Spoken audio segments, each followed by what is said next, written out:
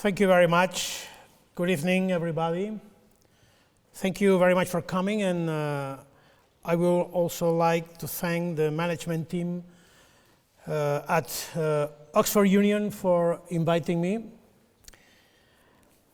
Ladies and gentlemen, I'm going to speak to you about the political conflict in Catalonia, because far from simply being an internal issue, I consider it to be a European issue of the greatest importance. The resolution of this issue is precisely a matter that concerns the present and future of European democracy. In the 18th century, the British Parliament discussed what they call the case of the Catalans, a term that referred to the situation of Catalonia within the framework of the negotiations that followed the war of the Spanish succession. In 1714, there were debates in the House of Lords between the Whigs and the Tories, which reflected the concern of British members of Parliament for guaranteeing the conservation of Catalonia's constitution within the context of the dynastic conflict between the Habsburg and the Bourbons. There were even two pamphlets published in London around this time, entitled "The Case of the Catalans" and "The Deplorable History of the Catalans." Today, I'm once again going to talk to you about the new case of the Catalans. In contrast of 3 centuries ago, we are not at war, but sadly, once again, denouncing the Spanish state breach of civil rights against public and social representatives of Catalonia and, by extension, against Catalan society as a whole. I'm doing so here in Oxford, in England, a country with which we are united by a feeling of gratitude for several historic events that we have shared over the last few decades. I would like to remind you that after the Spanish Civil War and at the start of the Franco-fascist dictatorship, the Catalan government and thousands of citizens had to go into exile, fleeing repression and persecution.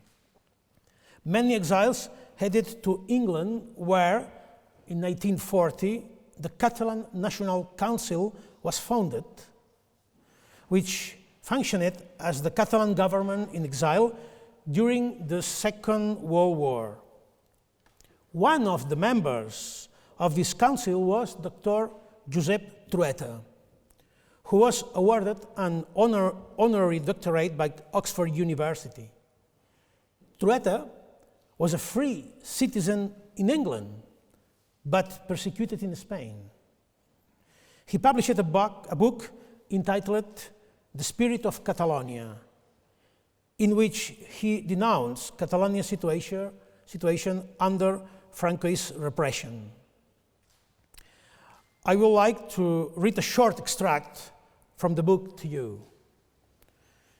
Superficial observers may assert, as some have asserted in the past, that this time the problem of the Catalans has been settled forever under the pressure of a totalitarian regime. They will be proved wrong. Over 70 years have passed since that book was published, and unfortunately, Dr. Trueta's words still ring true today. We will never have imagined that, once again, placing ballot boxes will become the worst crime that can be committed in the Spanish state. Just over 2 years ago, in March 2017, my predecessor, President Artur Mas, was in this very hall explaining that the Catalan government, which I had the honor of leading at the time, had made a commitment to organize a referendum, a binding referendum on independence, later in the same year. And President Mas stated that the Spanish president at that time, Mariano Rajoy from the Populist Party, refused to negotiate with respect to the referendum that was demanded by a clear majority of the Parliament of Catalonia and Catalan society in general. He added that the Spanish government was threatening to suspend our autonomy and use the police to prevent people from voting. At the time, more than a few people in the audience may have thought that President Mas was exaggerating, that it was impossible that a modern European state with the rule of law will ever use force to prevent a vote. Well, 2 years later, what is the situation now? The person here talking to you today is the President of Catalonia and a Catalan member of the European Parliament, elected last weekend, exiled in Belgium for political reasons. Some of the members of my government are in prison, facing a trial with charge like rebellion, sedition, embezzlement of funds, etc. While others are in exile. In response to our will to exercise the right of self-determination, the Spanish state has launched a general assault against Catalonia that has undermined the minimum democratic requirements expected in Europe, even to the extent of imprisoning the Speaker of the Catalan Parliament, Carme Forcadell. It has also led to my own exile and the exile of 4 other ministers and 2 former members of the Parliament. We are all accused of the crimes of rebellion and sedition equivalent to an armed military uprising, which carries a sentence of 25 years in prison. This is all absurd because none of the accused has committed any violent acts or incitements. Just the contrary. We reject violence in all forms. The courts in Belgium, Germany, when I was arrested and faced 12 days in prison, and Scotland know this to be the case. And I'm certain that the Spanish political and judicial authorities also know this to be the case, but they prefer to uphold the lie and institutionalize their shameful conduct in order to preserve the patriotic unity of Spain.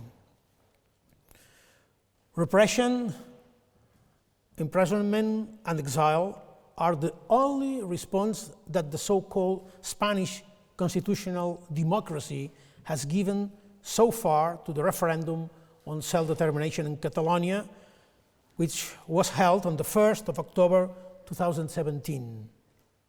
Regrettably, however, the referendum was not held under the desired conditions because, for the first time in modern European history, a referendum was held with the participation of more than 2 million people, with a police state mobilized against it. Some people insist that we should have cancelled the referendum, but if we had decided not to vote on the 1st of October out of fear of the possible use of force by the state, it will have been a victory for violence. Therefore, we consider the referendum on the 1st of October valid, legal, and legitimate because still today, nobody has put forward a single argument that refutes our profound and certain belief that the best way for the people to express what they want is through a free vote.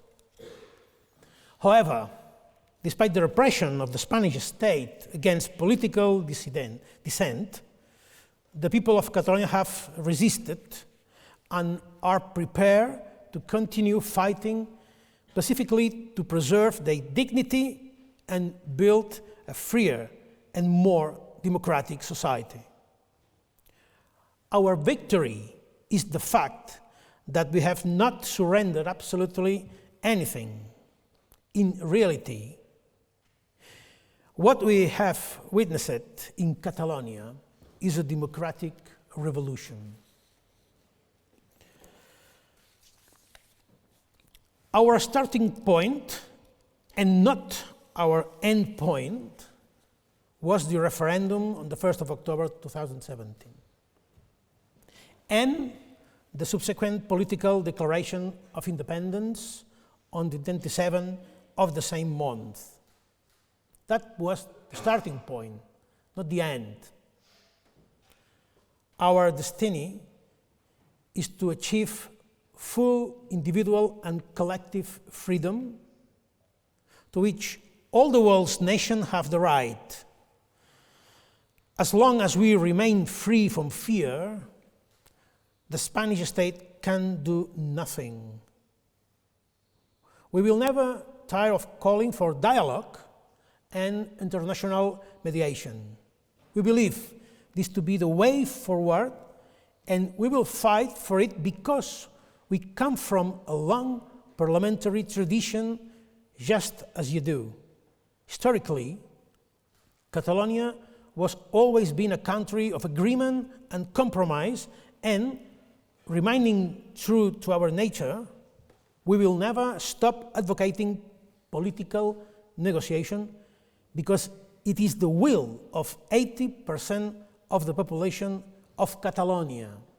I insist, it's the will of the 80% of population in Catalonia, and that includes Catalan people who are against independence. But the majority of Catalan people want to solve that conflict through the ballot boxes, for voting for yes, for voting for no. The future relationship between Catalonia and Spain is decided by a referendum in which everybody can express what they want, and with everybody accepting whatever the results might be, without the police assaulting a voter simply because they want to put their vote into a ballot box. That is the main consensus in Catalan society. I insist, despite if there is or not a majority in favor or against independence. So we demand respect for democracy and the right to exercise democracy. It is very simple, or at least it should be.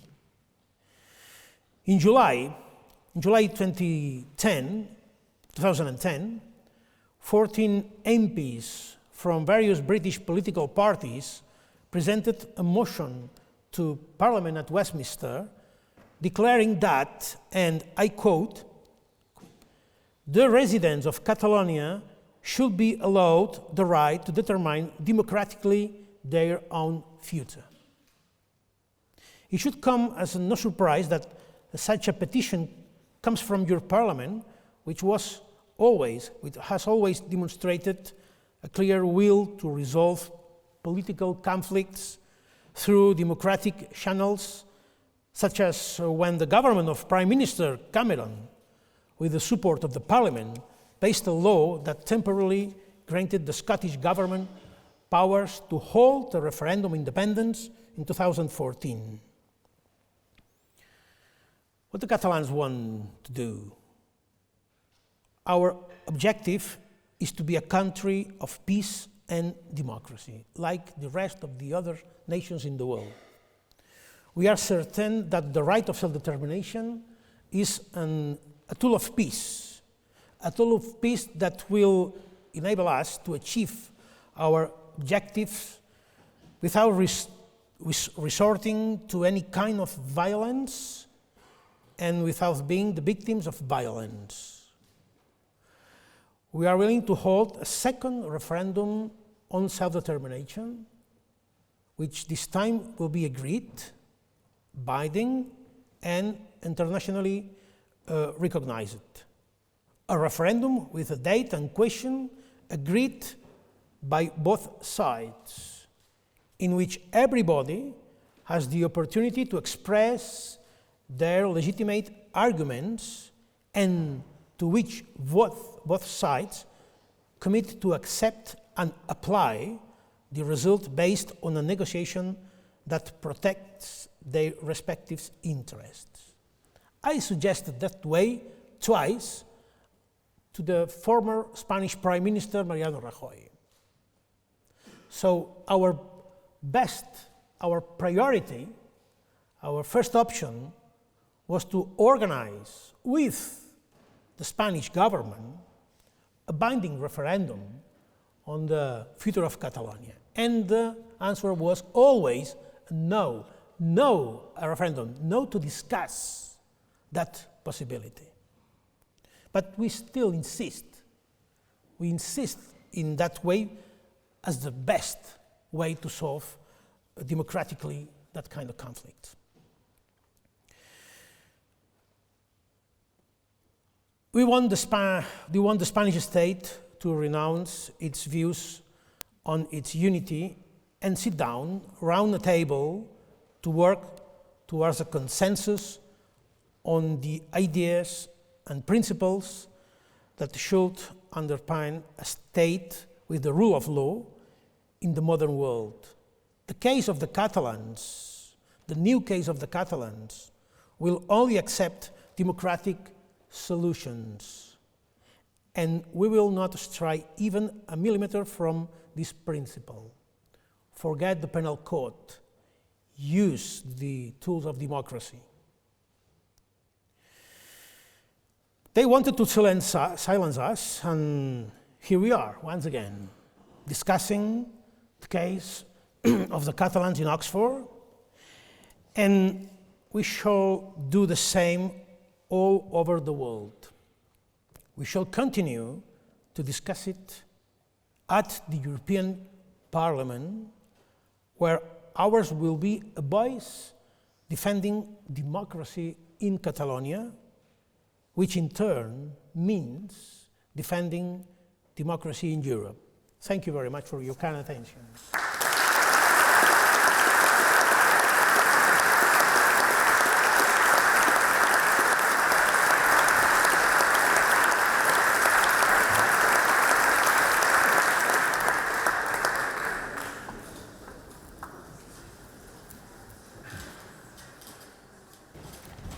Puigdemont, thank you very much for being with us here today. You started off your talk by talking about the case of the Catalans being discussed in UK Parliament rather than Spanish Parliament. Jumping forward to the modern day, why is the issue of Catalan independence something that should be discussed outside of Spain? Why is it something that people outside of Spain should sit up and take notice of? You've recently said that it's a chance for Europe, and could you explain what you mean by that? Well, there is several groups of friendship for Catalonia in several European parliaments. For example, in Westminster exists a working group or friendship group that allow us to explain the case inside the Westminster Parliament. I was there 1 week ago explaining the current situation. We done the same in the Danish Parliament.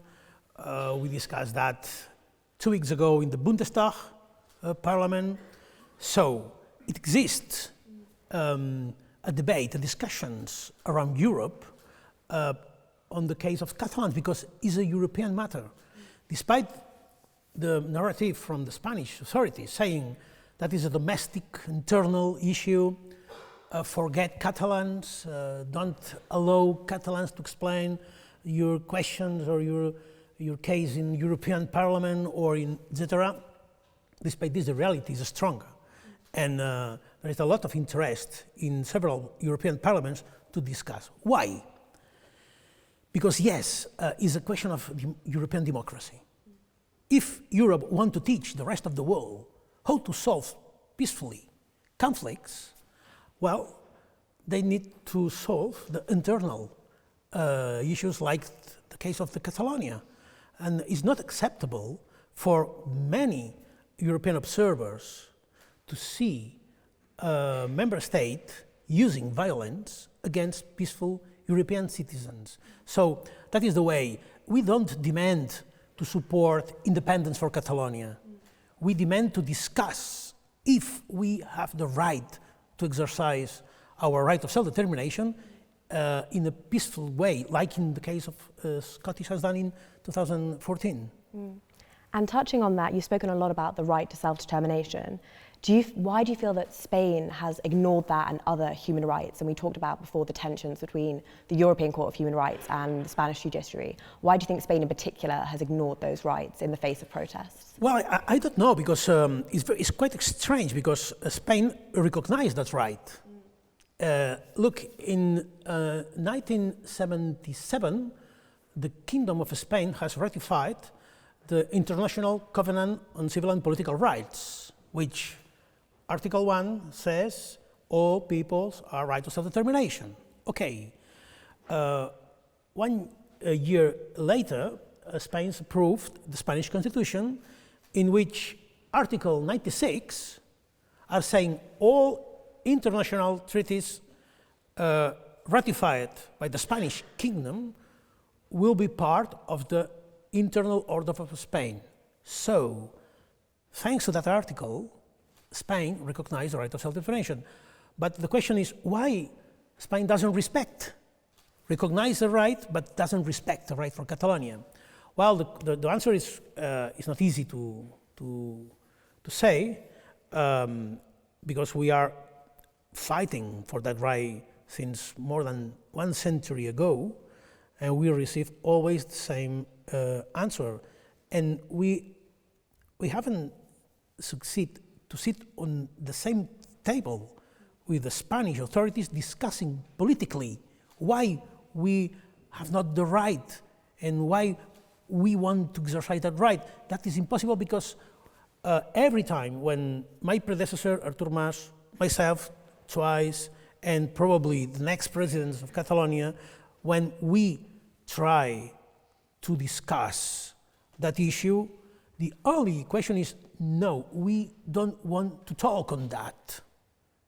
It's not only we reject independence, which is perfectly acceptable, because it's a democratic option to be against independence. We want to discuss what is the best way for Catalan's future. And we didn't succeed, we never had succeeded to allow a Spanish cabinet, a Spanish government, to start a discussion on that issue. I don't know why. Probably they are fear the answer. We have not any fear for the answer in the referendum in Catalonia. If the no is the main option for the Catalan society, well, it's a democratic decision that we will respect absolutely, because that was a sovereignty decision. But why the Spanish government, has fear to ask Catalans? It's not, the fear is not the question, it's the answer.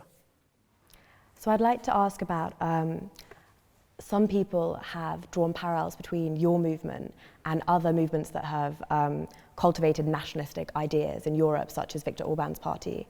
Why do you think that your movement has been compared to populist movements in Europe, and do you think that's a tool to try and undermine the independence movement in Catalunya? Yeah. It's curious, because the Orban was, I think, the only European Prime Minister that has expressed a clear support in favor of the Spanish state attitude against Catalonia. I published a book in last September in a Belgian house for European readers called The Catalan Crisis and Opportunity for Europe. It's not into English, but you can find it in French, in Dutch, in Spanish, and in Catalan. I try to answer that question. Are you populist? Are you Europhobic? Are you xenophobic? Are you egoist because you want to keep your money in your pocket and you are against solidarity? Okay. Well, I suggest to go to the facts and the figures and to check the facts and look how is the Catalan pro-independence movement. Its majority is in the center left, is for intergenerational, and is very committed to Europe and European democracy, human rights, it's clear, open to human rights. We are victims of that kind of nationalism come from the states, because they try to dissolve the Catalan identity, and we always have said to be Catalan is nothing to do with the blood and the soil, is the will to be Catalan. And the majority of our families, including my family, 70% of our families, a father or mother or both of them, are roots outside Catalonia. So that describes a very, very diverse society, and fortunately our movement from its origins refused clearly that ethnical approach which characterizes other nationalism in Europe. So you're saying that it's part of being Catalan is being democratic? Is that what you're saying is the main feature, if it's not classist or populist? Yes, because if the goal was to have independence, it doesn't matter of kind of state we want to build, I will not be independent, pro-independence. We don't want to build a nation in order to do the same as Spain has done, only changing the name of the state, the flag and the borders in a small scale. That has no sense. Democracy concerns the Catalan society. We fight for democracy since a lot of years ago, and always we want to be in the avant-garde of democracy. For example, historically our movement was involved in the European fight against totalitarianism. Catalan Republicans joined the French resistance or died in the Nazi concentration camp. And we were persecuted. My predecessor, the President Lluís Companys, after the Spanish Civil War, was arrested by the German police, sent to Spain, and was executed by Franco. So, if you look at the history of the Catalan movement, we will look always a very, very deep committed movement for democracy and human rights. And we are always victims of totalitarianism and fascism. But do you think that if it's defined by a fight for democracy and a fight for freedom, do you think then that it's selfish perhaps to want to constrict that to only 16% of the Spanish population? Do you not think it might be more constructive to take that fight to Spain and to try and make Spain somewhere which is more democratic generally? What's the difference? Why is that important for people in Catalonia but maybe not in Spain more generally? Well, I think one of the reasons that could explain, or to help explain, is not only one reason, but one of the reasons that could help explain why Catalans want to construct, to build our own republic, independent republic, is the failure of the Spanish transition to put an end to the Francoist heritage. But do you think if Pedro Sanchez came to you and he said, we'll have a third republic and we'll have a more federalist structure, would that be something you're willing to consider, or is it independence or nothing? No. I think, well, I met Pedro Sanchez 3 times before he became a prime minister, of course. And when I ask clearly, what exactly is your project for Catalonia, because we are disposed to discuss with the Spanish state, I haven't received any clear answer. So, despite a strong political movement, which is now the Socialist Party, I cannot see any clear project for the futures of Spain, even for Spain, not only for Catalonia. And the fight from the Socialist Party consists only to ban the extreme right parties to join the power. Okay, that is, we share that goal. We share completely, but is anything else that this? Because we have a lot of problems. We have a lot of problems on the table that needs to be solved in the correct way. Is Pedro Sánchez the Prime Minister with enough courage to propose to not only to Catalan society, but the Spanish society, another way to deal with Catalan than the go for them, than to put leaders in jail accused by rebellion? Look at the last elections, the European election in Catalonia. We won clearly. 1 million people vote for our list. And the support for independence, democratic support for independence, is stronger than ever. So my question to Pedro Sánchez is, what do you want to do with that reality? And unfortunately, we only received the threats, the new approval of the Article 155 of the Spanish Constitution, and unfortunately we have not now the opportunity to start a dialogue process. Because there was, in 2005, there was a new autonomous statute that was approved by both parliaments. In 2006. In 2006, it began in 2005. We start 2005. Catalan Parliament approved with a huge majority, including parties who were against independence. For example, from 135 seats in the Catalan Parliament, 120 voted for yes. Only 15 voted against it. Can you imagine the huge consensus we achieved? So, 1 year after that, in 2006, the Spanish Parliament approves also with a huge majority, obviously doing some change in the text, the Catalan law. And then in that year, in 2006, the Catalan people approved in a referendum. The problem was, in 2010, the Spanish Constitutional Court accepted the complaint presented by that 15 people who voted against, and accepted the majority of that arguments, deciding to ban the core of that reform. Well, if you look who were members of the Spanish Constitution at the time, you can find a majority of the people elected under the government's rule by the Spanish Prime Minister José María Aznar. So they done a political decision against two democratic parliament decisions and against a referendum.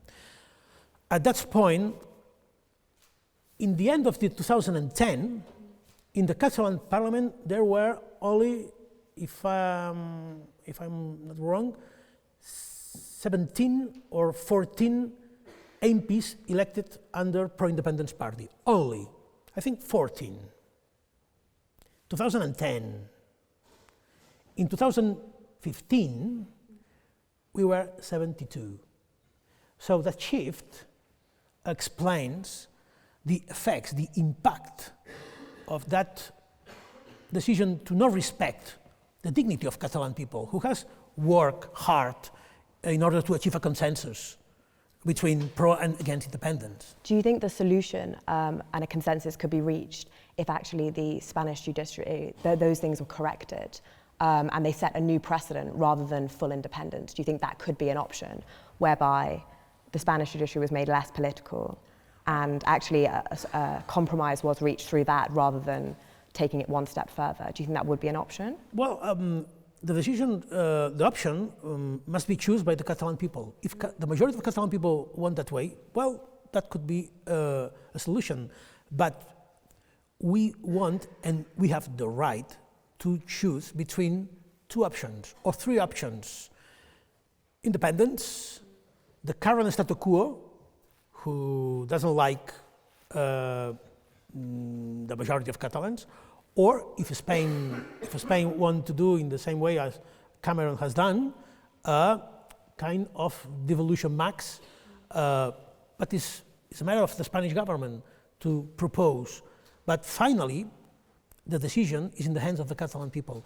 That is not, it's not possible to solve that only in a summit between two cabinets and two parliaments. No, the right to decide our future is in the hands of Catalan people. That is the basis of the right of self-determination. Even in the case to vote against independence. And if we look at the 2017 referendum, over 90% of people that took part voted for independence. However, turnout was relatively low at 43%. In 2014 in the UK, when we had the referendum on Scottish independence, turnout was 84.6%. Do you think that the low turnout means that lessens the value of the mandate given by the Spanish people? Well, or do you think that it's completely legitimate? Well, it depends on how many voters in the electoral register has voted for yes or for no. Because if you look at the whole register, electoral register in Catalonia, people who voted for yes represents 38%, higher than the people who voted in favor of the Catalan Statute of Autonomy, Spanish people who voted in favor of the NATO, Spanish people who vote in favor of the European Constitution, or British people who voted in favor of Brexit. But you are right. We must discuss how many people, what kind of majority we need in order to apply such important results. That was one of the fourth proposals that I made to a Spanish Prime Minister. Because, well, okay, if you want to discuss on the political solution, we are ready to discuss the date of the referendum in the next 4 years, for example, not like in the case of the New Caledonia with France, because they agree in 30 years. But okay, 4 years, 5 years, the question is the option is yes or no to independence, or the Spanish government could propose that kind of devolution max. What kind of majority we need? Is, for example, is enough one vote more than the rest of the options to declare independence? Or we need to fix and turn out like in the Montenegro's referendum case in favor of independence? Well, we'll see. And the fourth condition was our commitment to solve that question for a whole generation, to not ask every 2 or 3 years to Catalan people. But they say no. So if there is no agreement, the rule in the referendums is clear. The golden rule is clear. One vote more is enough. My question is also the opposite. Is enough to have one vote more in order to remain in Spain? Probably yes. But if yes, so the opposite is also true, is also valuable. But if the Spanish government was compliant, would you prefer a second referendum to clarify those issues with Absolutely. a higher turnout? Absolutely, yeah. So I wanted to talk a little bit about your decision to leave Spain rather than after carrying out what the Spanish government deemed to be an illegal referendum. Your vice president, Oriol Junqueras, stayed and is consequentially in prison. Do you ever regret your decision to leave your colleagues behind, or do you think that it was useful for the Catalonian cause? No, I'm fairly split. There is, I'm not alone in exile. No, yeah. There is 4 ministers Also, the General Secretary of the party of Oriol Junqueras is also living in exile. She's living in exile. And well, at that time, we decide to respect the decision of everyone. But when we decide to fix our residence in exile, was for several questions. First, to prevent a conflict. To prevent a conflict. Second, to continue fighting for our freedom, and that could be only do in working from exile, not in jail. Third, we discuss the legitimacy of the Spanish government to ban my government. So I need to act as a legitimate president, and my institution needs to have that institutional continuity until my parliament decide to nominate another president.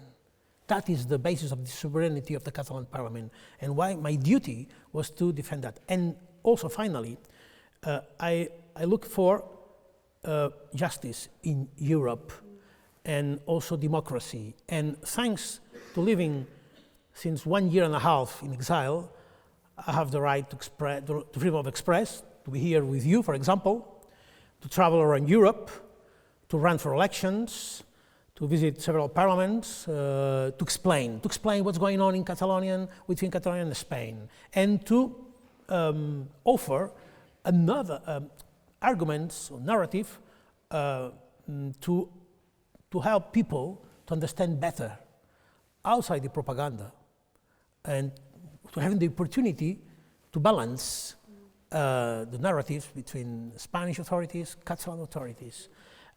If I was arrested, that could be represented the end of our movement. When I was arrested in Germany, when I was in jail for 12 days,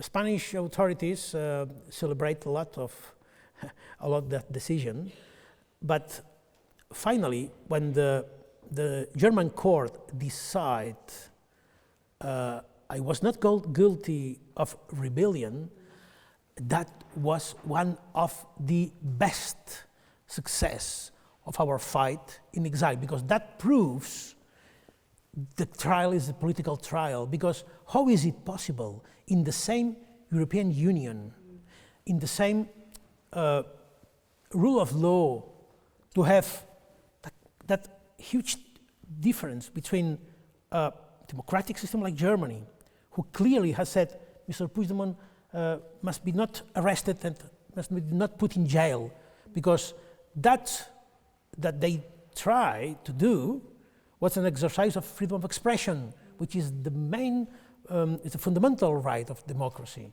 But the same fact that the German or Belgian court understand as an expression of freedom of expression, in Spain is considered a worse crime of rebellion. And that has helped the movement, it helped my colleagues in jail to denounce the abuse, the violation of fundamental rights, and to fighting for their release. So for the reasons you gave, campaigning, raising awareness, do you think it's actually useful then for your colleagues to stay behind? Do you support their decision to stay and be in jail? Or do you think that they could be more useful in other places in Europe, raising awareness about the issue and providing a voice in opposition to the Spanish government? Yes, we must to explain, to use our voice, our freedom of expression in favor of people who are in jail and people in Catalonia who want to vote. And I, as a president who organized the referendum, I have the moral and political authority to explain, to be a figurehead, and to explain around the world our point of view, why we want to be independent and why we want to do that in that way, complicated, difficult, and dangerous way, but the only way, peacefully, democratically. And if I had not the opportunity to use my voice, who could do that? So I have one more question before we move to questions from the audience. I know that many football fans are concerned about what's going to happen to Barcelona FC if independence was to be achieved. Do you have an answer to that pressing question? Or? Absolutely. That was always the last question when I met a foreign journalist. The final question, what about Barca? Well, I'm fan from Girona, but I could answer your question. Football, in that level of football, is a business. And Barca is an engine to do money. Barca ensures for the Spanish Liga a lot of money, clubs, that is used to, attract the most important players in the world. If Spanish Liga will ban Football Club Barcelona to play in Spanish football championship, they will lose a lot of money. And I'm quite sure there was a lot of leagues like, for example, the Premier League or the French League, who are very interested to have a successful club like Barcelona. Thank you very much. We'll move to questions from the audience now. So if you have a question, can you raise your hand and the mic will come to you? Can we take the hand in the front row? Hello, thank you very much for being here. I'm Ramon from Mexico. I have a question. You claim the independence based on this idea of democracy and the will of the people, but where do you set a limit to that? Say, for example, that Andorra wants to join Spain, and they have a referendum, and they say, we want to be part of Spain. Shouldn't Spain be consulted about that decision, and why is different the case here? And another example, we have a lot of Mexicans living in California. Maybe they say, we share culture, we even speak the same language, we speak Spanish. He was part of Mexico before, so now we have Trump as president, we want to be independent. And they have a referendum and they say, we want to be California as a state. Is there a limit there? Yeah. And very interesting question, Thank yes. I believe that the unity of one state or borders are nothing sacred. It's made by the people, and people can change it. And the only way to change borders, countries, is the only acceptable way is peacefully and democratically. The majority of the borders were made through violence and wars. Why is a problem when a part of a country want to declare independence or to build an independent nation? I want to put an example in Catalonia. In Catalonia there is a valley in the Pyrenees called Vall d'Aran, which is not Catalan. They are Occitanian people. Occitanian people is an old nation in Europe. They speak their own language, Occitanian, and we approved in the Catalan Parliament a law for that Vall d'Aran, in which law we accept the right of self-determination of that valley. So if that valley one day want to quit Catalonia, they has the right to do that. And another important question in your question is, it doesn't matter if people want to be or not to be independent, or the Constitution allows or not allow that right, but in the future, it's unacceptable to put in jail, to persecute people only for organizing a referendum on independence for the Mexican people living in California or for Occitanian people living in Catalonia. Despite that the Constitution are saying is not acceptable when the majority who are part of a group want to live in a different state. That is not a crime. And we have tools enough to manage that kind of solutions now. It's not the similar situation like 1 century ago, when the only way to solve that conflict was the war, violence. We can arrange agreements. One country is not forever, is not made by God, and we can change it. Every generation must be the right to decide what kind of society we want to organize. Why the land of our ancestors is the best tool to face challenges for the future generations. Why? So we need to de-dramatize the idea to change borders. Just to quickly follow up on that question, obviously Catalonia is a very rich part of Spain. Do you think that it's different holding a referendum somewhere, I don't know, maybe not California, but somewhere that wants independence, where it would drastically lower the living standards of the people that want to seek independence? And do you think that it's right to give that decision to the people rather than maybe the experts in that country that know it's going to actually be detrimental to people living there if they then seek independence and achieve it through a referenda? Well, there is a narrative saying, well, you want to be independent because you are rich. So you want to refuse to contribute to the solidarity to the rest of the Spanish region, and we want to keep your money only for your own, and etc. This is the opposite. We want, and that was a clear commitment in Catalonia, we want to continue as a rich region to developing of other European and Spanish regions less advanced. That is not in question.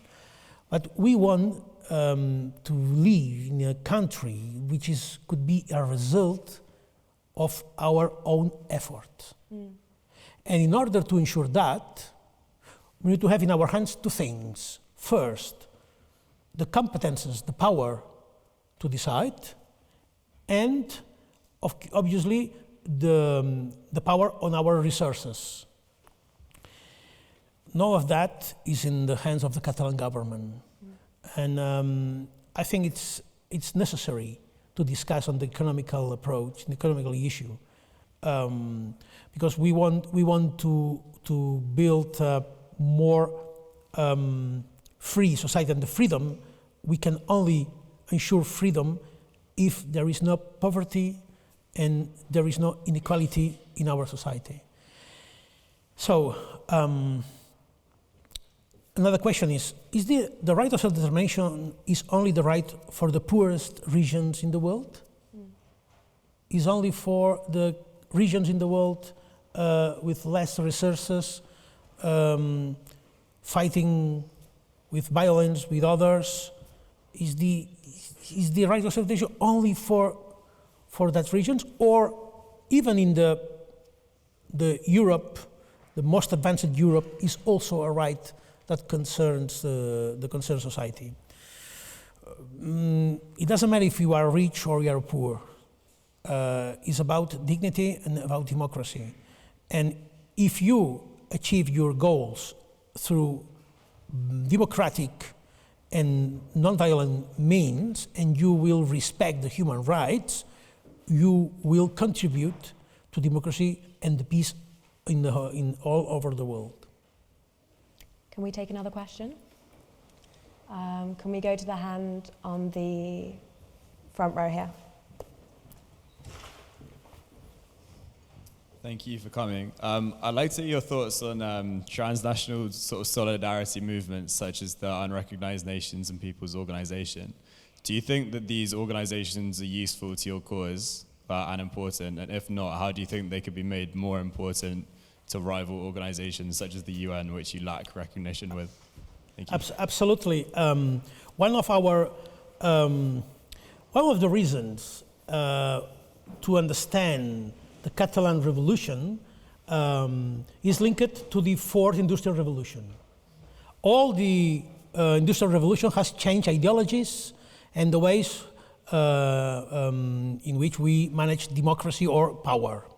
And obviously, the fourth industrial revolution will change ideologies and the way we manage democracy. And one of the reasons for that revolution is exactly this. Now, thanks to the tools of that revolution, we have the opportunity to put in the hands of the people enormous power to participate and to decide. So that clash between two ideas over democracy, the representative democracy and participatory democracy, who are fighting one against each other, now there is a possibility to conciliate both and to find a new way to manage democracy, thanks not only to new tools, but another fact, which is for me most important. It's the first time when society in democracies, living in democracies, has access to information and knowledge higher, at same level or higher than their political society. If you look the evolution of illiteracy and the scholarization of the people in the last 70 years, you can fight after the Second World War a fall in the figures, the number of the European citizens with no enough formation and information. And now, when we live in the society when the number of people, illiterate people, is quite zero, we manage democracy in the same way when we manage democracy when the half of the population doesn't know nothing. So that is not acceptable. It's the moment when the people participate, not as an accident every 4 years, but every day in the political decisions. And allows the possibility to that transnational ideas, transnational organizations to ensure, to protect the people to exercise that right. Look, I want to share a figure that I explained before in a private meeting.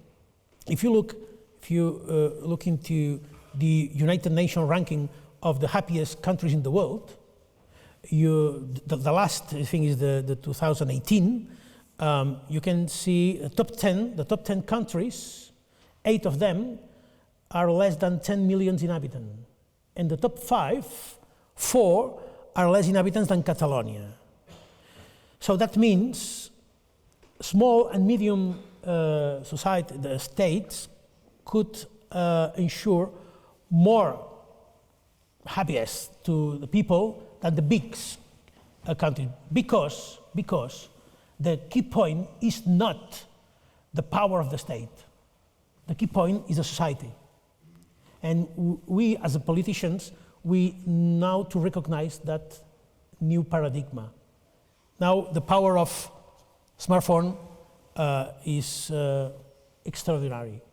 Here you have your parliament, your bank, your university, your family, your business, your TV, etc. So why? The only thing that tool will not change is the way we manage democracy. I think we have time for one more question. Can we go to the member with the glasses and the blonde hair?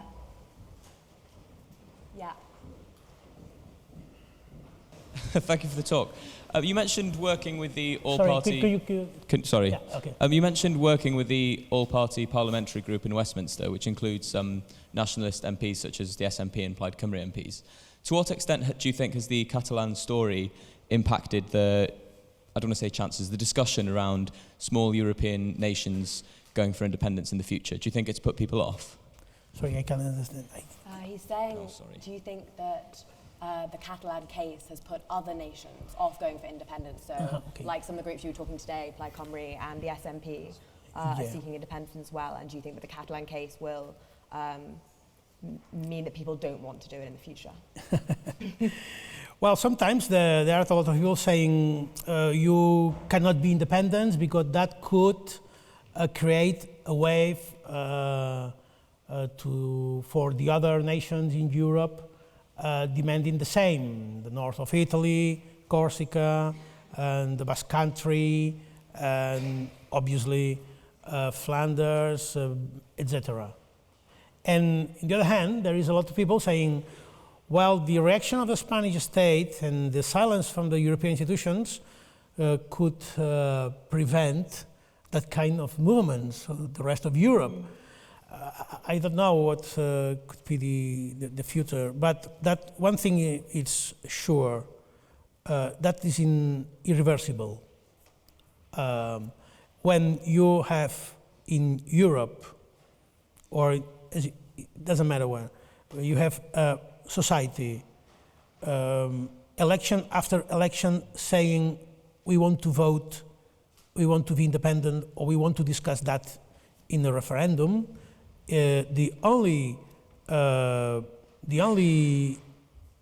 way to solve that is to ask people. Doesn't matter if that could create troubles or not in the States or European Union or in European economy. My question, my commitment is to fight for dialogue. The right of self-determination is the best way to solve problems, to solve wars. I prefer to start a dialogue process than a peace process.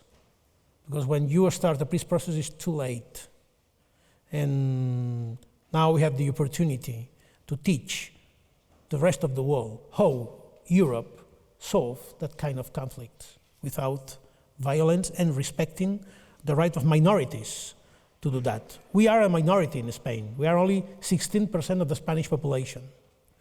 We speak a minorized language. And probably the only right that protects minorities, the right of self-determination. So we are asking for help in the groups like the French group in Westminster or others to protect minorities and to protect our right to survive. Thank you very much, and thank you for coming and being with us here today. Can everyone join me in thanking Carlos Puigdemont?